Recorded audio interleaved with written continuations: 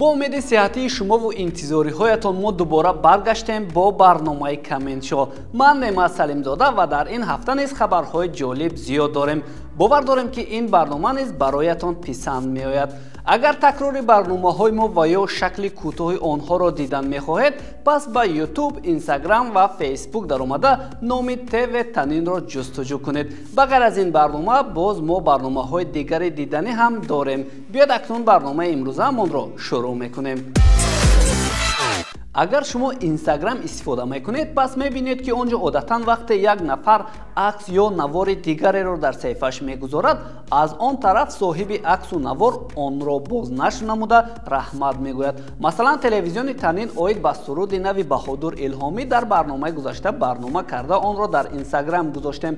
در جواب بهادر الهامی نوار ما را در استوریز گذاشته نوشت که سپاس با تلویزیون تنین. اکنون میگذاریم سر موضوع. آخر ماه ینور سراینده مهرنگار رستم ریلز گذاشت که در دبی با دینا سیوا یا همون بلوگر تاجیک تبار روسیه مدینه باسیوا است. من با صفحه مدینه در آمدم و آنجا هیچ واکنشی را ندیدم. یا که یک ماه پس از آن سراینده دیگری ما زلیخا محمدشوی و عکس‌های را با دینا گذاشته نوشت که در آخر این ملاقاتی در انتظار ما انجام یافت، ولی باز هم باسیوا هیچ واکنش نکرد. این کاری او به من چندان پسند نآمد و احساس کردم که این مثل یک نظرنگری است. با وجود این در شرح این عکس و نوارها مردم از باسیوا وصف و صفات میکردند و میگفتند به هر حال تاجیک است و باید از این چیز افتخار کند. اما کاربر نوشته بود که این دختر باره در فکر ما نیست و در جای نگفته است که اصل من از تاجیکستان است. راستی من با این فکر راضی شده نمیتوانم. میدونید برای چی؟ زیرا من خود شاهد هستم که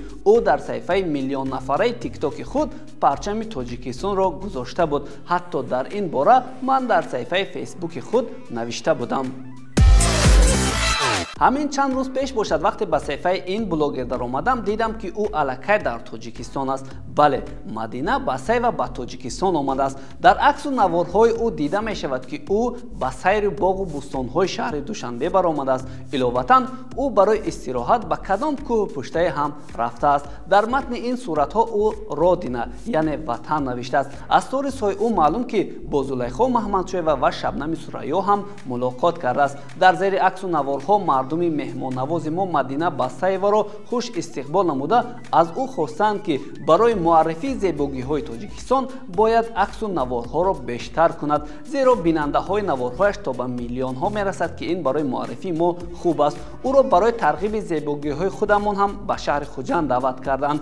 مثل که مدینه این کامنت ها را خوانده باشد، زیرا او ریلز گذاشته در آن 10 خوراک تاجیکان از جمله آش پلاو، سامبوسا، قروت توب، مانتو، شکراب و چکه و جربات را نشان داده است. همین طور مدینه حالا از تاجیکستان رفت و وعده کرده است که باز برمیگردد.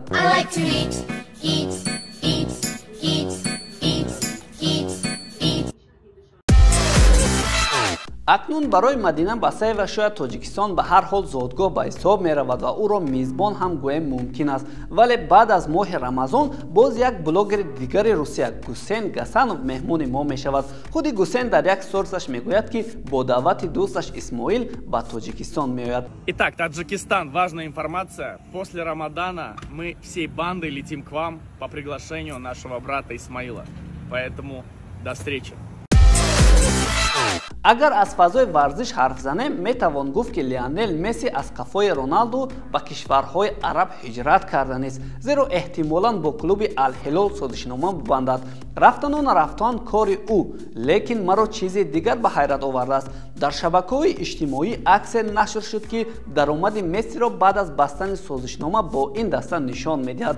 گفته می شود که معاش این بازیگر در یک سال به 400 میلیون یورو برابر می شود. در عکس این معاش با ماه و هفته و روز و ساعت و حتی ثانیه جدا کرده می شود که در یک ثانیه 13 یورو معاش می گیرد. 13 یورو با سومونی حدود بیش از 150 سومونی است. اکنون نگاه کنید که در همین قریب یک دقیقه که ما در بارش گفتیم مسی در این فرصت قریب 9,500 سومونی پول کار می کند. یک خبر دیگر هم در موضوع مسی داریم. در صفحه شبکه‌های اجتماعی ازبکستان عکس چرخ میزند که هم خنده‌آور است و هم جالب. در این عکس شهادتنامه تولد کودک نشان داده می شود که پدرش نام او را مسی مانده است. аҷибаш он ки номи худи ин падар бошад Марадона будааст. Аз афташ ин оила таърихан мухлисони ашаддии дастаи Аргентина буданд. бо ҳамин номи кӯдак Месси Каримов Марадона оғлу шудааст. дар мо ҳам чунин кор рух додааст. масалан соли 2016 хабаре нашр шуд ки як зодаи Тоҷикистон баъди ба Русия кӯч бастан номи фарзанди худро аз Расул ба Путин тағйир додааст. ин номро бо тавсияи бобояш ки яке аз ҳаводорони президенти Русия буд гузоштаанд. ҳафтаи гузашта оҷонси Jellyfish Entertainment аз тарки гурӯҳи VixX кардани Рави ё ҳамун Ким Воншик хабар дод. агар намешиносед, Ким сароянда ва продюсери кореягӣ мебошад. ин оҷонсӣ мегӯяд бо Рави суҳбат доштанд, вале ӯ хулосаашро бароварда гурӯҳро тарк кард. бояд гуфт ки Кимро дар ҳамон шабу рӯз ба додгоҳ барои саркашӣ аз хизмати ҳарбӣ даъват карданд ки ӯ низ айбашро ба гардан гирифтааст. дар мо як масъал аст ки бори каҷ ба манзил намерасад. ин масъал дар амал ба кору рафтор ва хиёнати Пикеву моҷарои Шакира дуруст мегирад. агар ёдатон бошад, мо дар бораи қиссаи ҷудошавию қасосгирии Шакира ва Пике дар барномаҳои гузашта муфассал гуфтем. ин барнома дар канали ютуби мо мавҷуд аст ва тавсия медиҳем ки бубинед то аз оғози кор огоҳ шавед. дар ҳамон ҷо мо гуфтем ки ин моҷаро мисли силсила филмҳои туркӣ ҳар рӯз тӯл кашида истодааст. албатта мо он ҷо давомнокиро дар назар доштем, вале ҳоло бошад ин моҷаро мисли филмҳои ҳиндӣ якбора обу ранги тамоман дигарро гирифт. гап сари он ки то имрӯз Пике барои алами Шакираро зиёд кардан бо дӯстдухтари нави худ Клара Чияи 23 сола худро хушбахт нишон медод, вале тираш хок хӯрд ё худо ба оҳи дили Шакира бирасид, зеро дӯстдухтари Пике Клара аз ӯ рафт. болои сӯхта намаккоб Клара Чия акнун бо собиқ сармураббии Барселона Гвардиола муносибат барқарор кардааст. барои Пике ҳам сих сӯхт ва ҳам кабоб, зеро ба Шакира хиёнат карду аз Клара Чия хиёнатро дид. бар замми ин ҳоло дар расонаҳо гуфта мешавад ки Шакира ҳам аллакай ҷуфти худро ёфтааст. ба гуфтаи як расонаи испанӣ, Шакира вақтҳои охир ба Майами бештар сафар мекунад ва дар ин ҷо ӯро бо як нафари дигар чӣ дар лаби баҳру чӣ дар клуби шабона ва ҳатто меҳмонхона якҷо мебинанд. муносибати Шакира бо ин нафари номаълум қариб 4 моҳ аст ки давом доштааст. қариб аксари мо медонем ки блогер ва коргардони тоҷик Диловар Сафаров аз барвақт боз нияти сабти филми тоҷиконро дорад. ӯ пайваста дар саҳифаҳои худ аз рафти тамрин ва омодагиҳо ба ин филм аксу наворҳо нашр мекунад. ба гуфтаи ин коргардон, филм бояд дар сатҳи ҷаҳонӣ сабт шавад ва барои ин онҳо аллакай бо ҳунармандони қариб 7 ё 10 кишвар ба мувофиқа расиданд. чанд рӯз пеш бошад Диловар Сафаров дар сториси инстаграми худ навореро нашр кард ки дар майдони сабт аст ва ба гуфтаи Диловар Сафаров он ҷо студияи Netflix як филми ҳолливудӣ сабт дораду бо даъвати онҳо худи Диловар низ барои таҷриба гирифтан иштирок карда истодааст.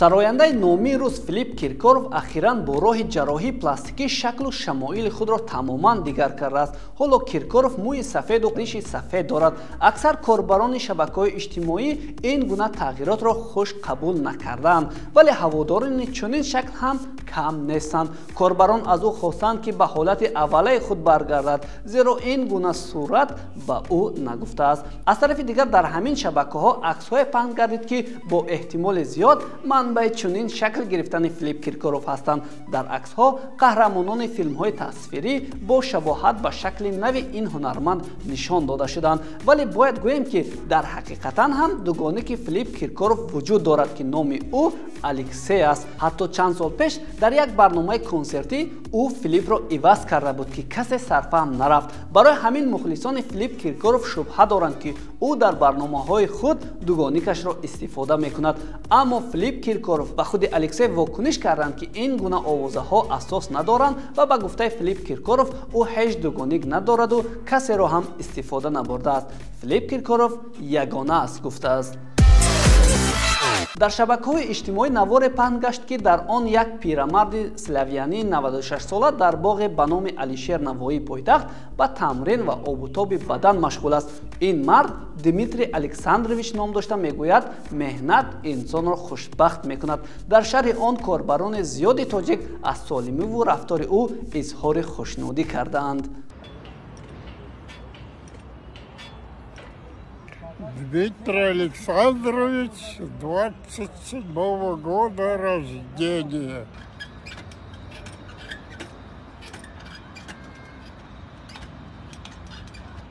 Труд делает человека свободным и счастливым. Зулайхо Маҳмадшоева чанде пеш бо куртаҳои тоҷикӣ пайдо шуда ба мухлисонаш хабар дод ки суруду намоҳанги наверо омода карда истодааст. баъдан дар саҳифаи маркази продюсерӣ Рамин Мансур наворҳои кӯтоҳ аз лаҳзаҳои сабти ин клип оварда шуданд.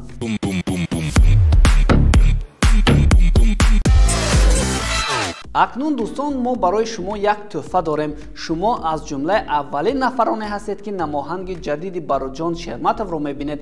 дар суруд сароянда ба маъшуқа мегӯяд ки оромиши ӯст ва аз ӯ даст кашиданӣ нест. суруд бо садои гитарасу он дар лаби дарёи сир сабт шудааст. биёед беҳтараш худатон бо чашм бубинед.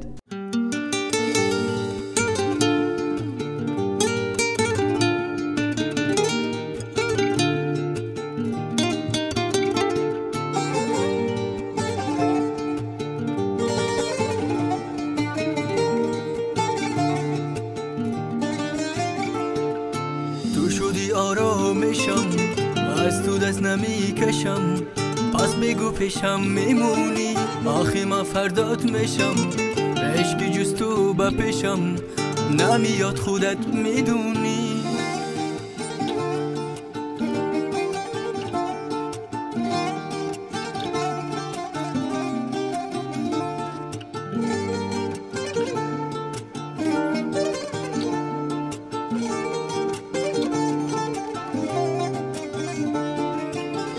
بودنت یک حس دریا بسنده است حسم برای ما عشق و رویا است آمدم به زندگی تمشگی من پیچ و تاب نکن بیدان این خیلی ساده است تو شدی آرامشم از تو دست نمیکشم پس بگو پیشم میمونی آخی من فردات میشم عشقی جز تو با پیشم نمیاد خودت میدونی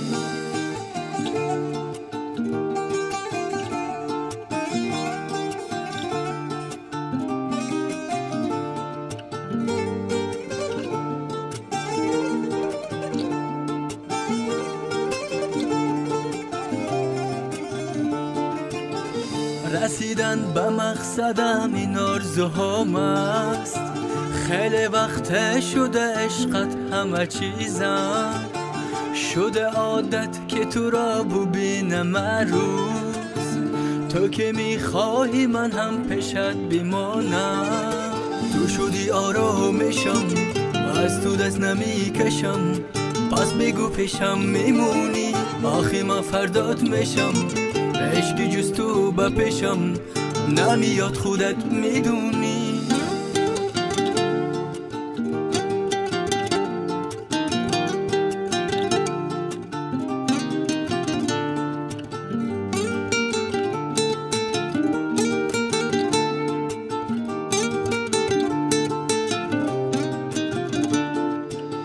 پس بیا با هم یک جا بیمانیم هر روز، میوه عشقی پاک با هم ببینیم.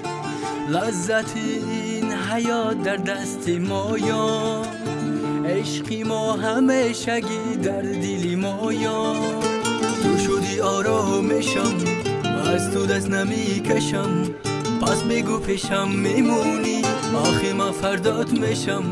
عشقی جز تو با پیشم نمیاد خودت میدونی.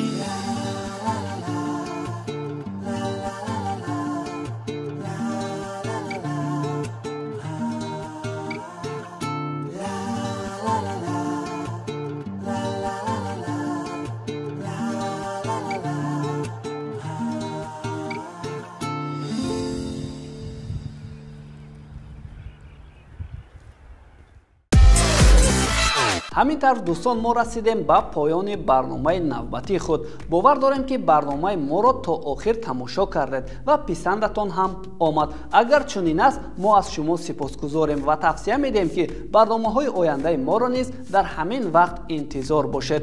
то барномаҳои дигар, хайр.